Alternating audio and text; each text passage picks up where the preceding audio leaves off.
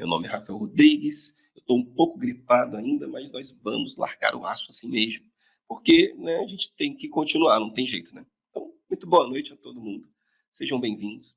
E vamos que vamos, hoje vai ser uma aula muito legal. Né? Nas últimas aulas a gente aprendeu o que é o fluxo, o que significa esse negócio chamado fluxo, né? Ele é uma amostragem que o roteador envia, né? Armazena isso num cache. Então, a gente entendeu muito sobre isso, estudamos isso profundamente. Vimos, inclusive, um pacote na apostila, tem um pacotinho lá, né? Eu acabei não abrindo um pacote de fluxo para vocês, mas a gente vai abrir. Aprendemos a instalar a primeira ferramenta de análise de fluxo, que é o NF100, que é uma ferramenta mais simples, é uma ferramenta mais leve, é uma ferramenta que é comumente usada em ambientes pequenos. Muito usado, por exemplo, para quem tem microtik na rede. Por quê? Porque geralmente quem tem microtik tem uma rede pequena.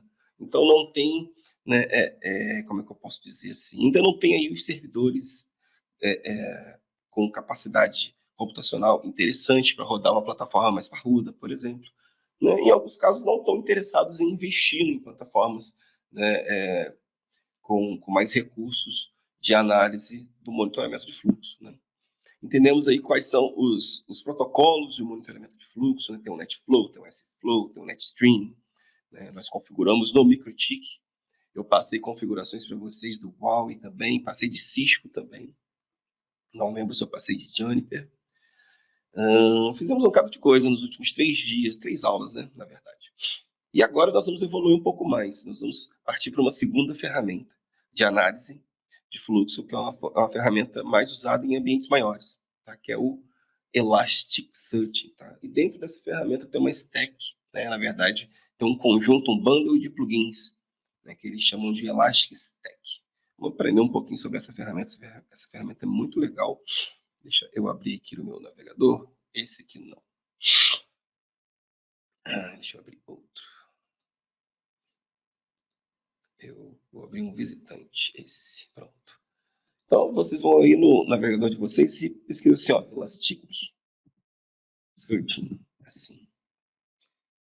E vai aparecer aqui logo na primeira opção de consulta. E aqui o próprio Google já diz alguma coisa, né? Que é um mecanismo de busca e análise de dados distribuído, gratuito e aberto para todos os tipos de dados, incluindo textos, numéricos, geoespaciais, estruturados e não estruturados. Então, é uma ferramenta parruda. Né? É uma ferramenta poderosa. Aí vocês vão clicar aí no primeiro link, tá? Primeiro link, o que é o Elastic? Vamos entender um pouco desse cara.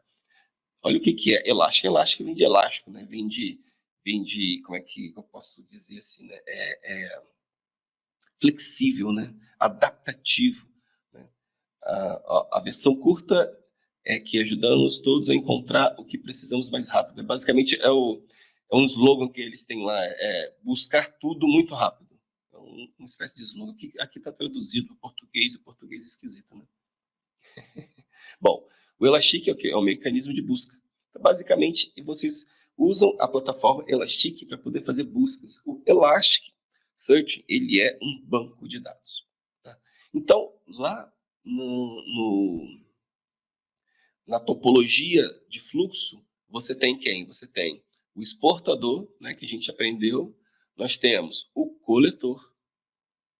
Depois do coletor, nós temos quem? O storage, tá? E junto com o coletor e com o storage, nós temos quem? O analyzer. Tá? Que legal. O Elasticsearch, ele é o storage.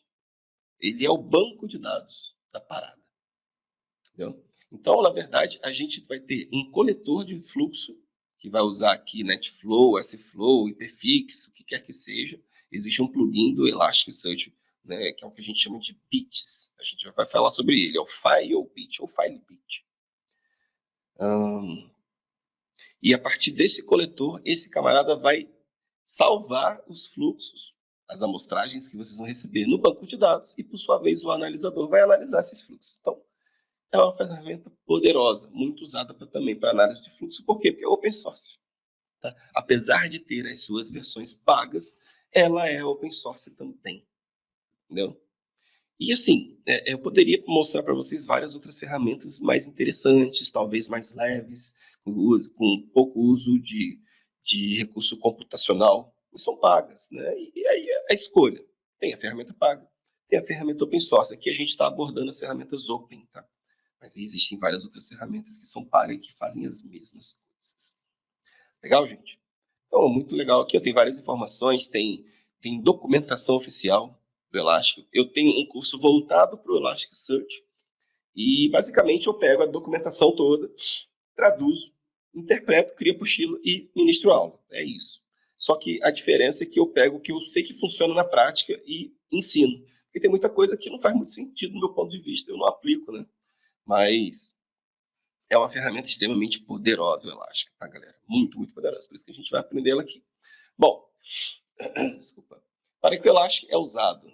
A velocidade e escalabilidade dessa plataforma e sua capacidade de indexar muitos tipos de conteúdo significam que ela tem o poder de ser usada para inúmeros casos de uso. Cara, para vocês terem uma ideia, o Elastic ele é usado pelo Google, pelo Facebook, na Meta, pelo Uber. O Uber usa o Elastic para poder consultar os motoristas disponíveis no aplicativo. Olha que louco isso, cara.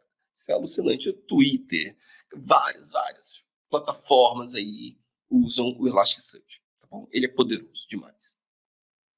Monitoramento de performance, análise e visualização de dados geoespaciais, segurança, website e tudo mais. Como que o Elastic funciona? Basicamente, deixa eu aumentar mais a tela. Os dados brutos fluem para o Elastic de uma variedade de fontes. Nesse caso, uma das fontes é o coletor de fluxo, que é o Flow Collector, que a gente já vai falar sobre ele. Tá? Então, esse aqui é o banco de dados, o Elasticsearch é o banco de dados. Tá? Então, depende das fontes, uma dessas fontes é essa que a gente vai usar. Então, você imagina, por exemplo, um Grafana. O Grafana ele não é um banco de dados, ele é um observador de métricas de outros bancos de dados. Mas essa informação tem que chegar nele. Então, é um pouco fazendo analogia ao Grafana, né? Você imputa dados lá. É basicamente um banco de dados. Você cria um sistema, adiciona informações no banco de dados, eu acho que é a mesma coisa. Tá? Então, essa ingestão de dados é o processo pelo qual os dados brutos são analisados, normalizados e enriquecidos com os dados, né, que irão ser indexados dentro do Elastic. Tá? E dentro do Elastic você tem uma ideia, uma ideia de índice. E o que é um índice dentro do Elastic? Um índice é um conjunto de documentos que estão relacionados entre si. O Elastic ele é um banco de dados que o banco de dados dele é um NoSQL, né? Então ele é NoSQL. Isso quer dizer que ele meio que não tem um banco, ele tem uma estrutura parecida, por exemplo, com uma SQL, mas ele não é uma SQL, não tem aquela estrutura de você logar, ter uma CLI. Ele cria arquivos JSON, que são os índices, que é o que eles chamam de documentos. Tá? Dentro desses índices, ele também cria o que a gente chama de índice invertido. Tá? Então, você consegue ter a informação de vários arquivos separados em um índice único. É bem louco a parada. É muito legal mesmo.